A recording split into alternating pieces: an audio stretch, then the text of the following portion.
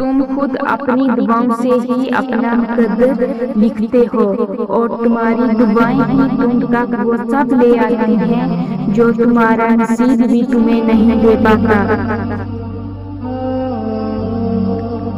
बारिश में इतनी बूंदें नहीं बरसती जितनी सजदे में सर रखने से रहमतें बरसती हैं। अभी ऐसे अल्फाज इजाद नहीं हुए जो एहसास को बयान कर सके।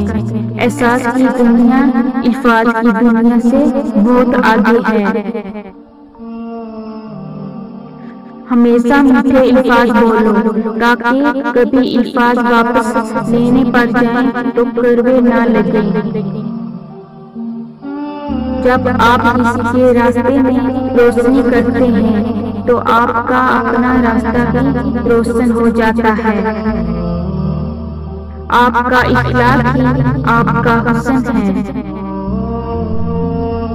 अच्छे वक्त की एक हम है कि जल्दी गुजर जाता है और बुरे वक्त की अच्छी बात ये है कि हमेशा नहीं रहता। पूछा गया सब्र किसे कहते हैं? जवाब मिला जब तुम्हारी आंखें आंसू से नम हो मगर तुम्हारी जुबान पर शिकवा न हो और दिल इस बात की गवाही दे रहा हो कि अल्लाह ताला जो करता है बेहतर ही करता है।